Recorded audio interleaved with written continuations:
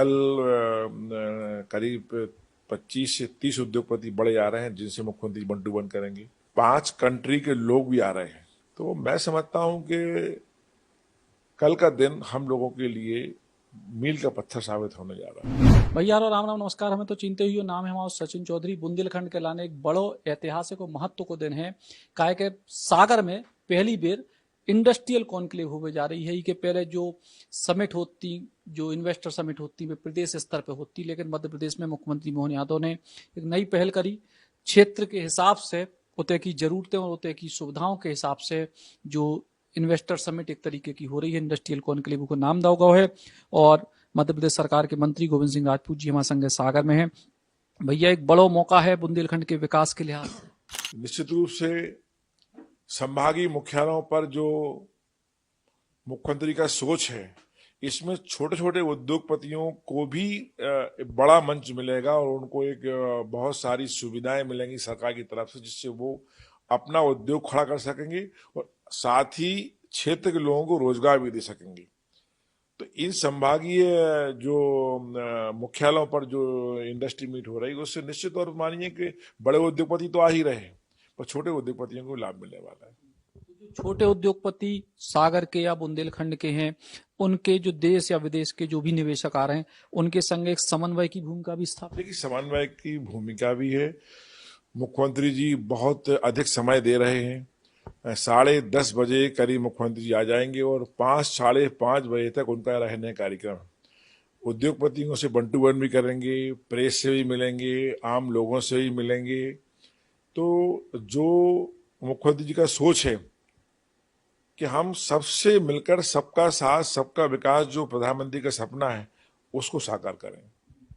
जो उद्योगों की बात कही जा रही कि बार बार बुंदेलखंड में खनिज संपदा बहुत है, शिक्षा के क्षेत्र में गुंजाइश है और स्वास्थ्य के क्षेत्र में गुंजाइश है, अलग अलग सेक्टर में गुंजाइश है, परिवहन में बहुत सारी गुंजाइशें हैं। और ई के संग जो पुराने उद्योग हैं, तो केवल पुराने उद्योग चाहे बीड़ी उद्योग, अगरबत्ती उद्योग, इन पे ही ध्यान रहे कि इनके आगे भी अब कहानी बुंदेलखंड के विकास की और बड़ी लिखी। देखिए, बुंदेलखंड में बहुत अधिक संभावनाएं हैं। उन संभावनाओं को न केवल तलाशने बल्कि पूरा करने का सपना मुख्यमंत्री जी ने देखा है। मैं आपको बताऊं, जब हमारी पहली कैबिनेट हुई थी, पहली कैबिनेट में मैं बुंदेलखंड से मंत्री हूं, पर पहली कैबिनेट में मुख्यमंत्री जी ने अपनी तरफ से कहा था कि मैं बुंदेलखंड के लिए भी कुछ सोच रहा हूं, करना चाहता हूं। तो उनके मन में कुछ करने के लिए की ललक है। आज बुंदेलखंड में आप तो माइनिंग हो, टूरिज्म हो, इंडस्ट्री हो, तुम्हारे टेक्सटाइल हो, आईटी हो, हर क्षेत्र में यहाँ अवसर हैं। पन्ना में हीरा हो, हमारे छतरपुर में वुडन हो, लकड़ी का बहुत बड़ा कारोबार होता है। टीकमगढ़ जाइए आप तो पीतल का बहुत बड़ा हब है, पीतल का वहाँ का बाहर तक एक्सपोर्ट तक होता है। तो बहुत सारी चीजें हैं।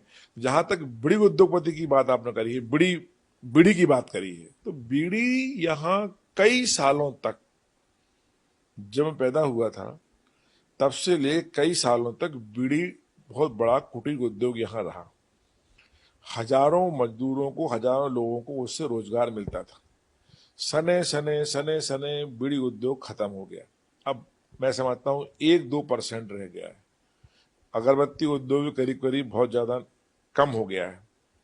तो ये मुख्यमंत्री जी को लगा, एक दिन उन्होंने स्वयं से कहा हम लोगों से, मैं खुद गाड़ी में था, उन्होंने कहा कि मैं चाहता हूं कि नए उद्योग तो हम ला ही रहे हैं, पर जो पुराने उद्योग हैं, जो कुटीर उद्योग हैं, जिससे हजारों लाखों लोगों को रोजगार मिलता था, वो क्यों बैठ गए? अगर आप सब लोग कहो तो हम उस पर भी कुछ करने के लिए तैयार हैं, चाहे जीएसटी कम करना पड़े, चाहे जो करना पड़े, प्रदेश से लेकर केंद्र तक जो भी मुझे करना पड़े मैं करने को तैयार हूं। लेकिन पुराने उद्योगों को भी मैं खड़ा करना चाहता हूं। तो कितनी अच्छी सोच है, इसलिए उन्होंने ये बात कही थी।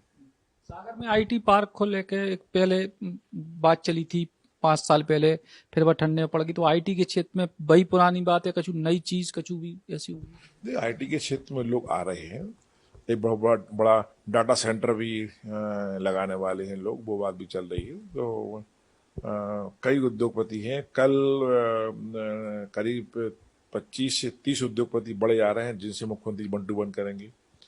लोकल उद्योगपति भी रहेंगे। 5 कंट्री के लोग भी आ रहे हैं।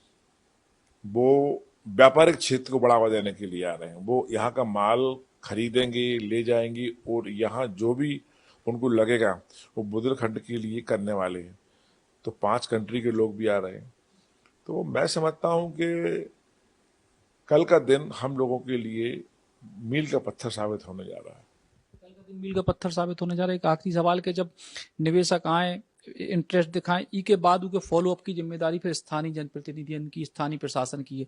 ऊ के लाने भी कछु तैयारी के जो कल होए वे चीजें पटरी पे आए, वे जमीन पे आखिर में लागू भी हो, उनसे लोगों को लाभ भी हो। बिल्कुल सही प्रश्न आपका है। जो प्रश्न, जो जिज्ञासा आपकी है, वो जिज्ञासा और प्रश्न हम लोगों के मन में भी रहते। मैंने खुद मुख्यमंत्री जी से कई बार कहा कि आप इतनी मेहनत कर रहे हैं, प्रदेश में और देश में घूम रहे हैं, हमें नीचे स्तर पर भी हमारे उद्योगपतियों को हम पलक पौड़े बिछा के बुलाते हैं, पर उनको आपके जाने के बाद जब वो इंडस्ट्री लगाएं, उनको वो सुविधाएं पल पल की मिलना चाहिए।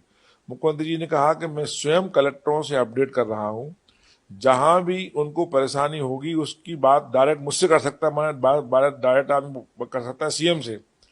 तो मुख्यमंत्री चिंतित हैं।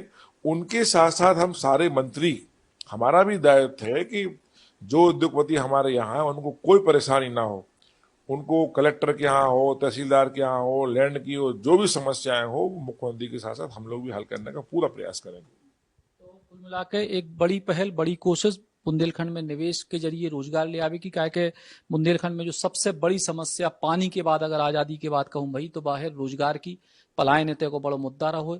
उम्मीद करें एक बड़ी पहल से बड़ो लाभ मिले, के क्षेत्र के लोगों को रोजगार मिले, ताकि वे अपने घर से बाहर जावे को मजबूर ना होवे, क्या कि अपनो घर सबको प्यारो लगत। सचिन चौधरी, बुंदेली पोछार के लाने। Eklavya University Damoh will guide you towards a bright future. 28 acres of lush green campus, largest campus of Bundelkhand, experienced and dedicated faculty. 50 future-ready courses taught in 12 different schools, separate courts and ground for sport, fully equipped lab and workshop, safe and fully equipped separate hostel for girls.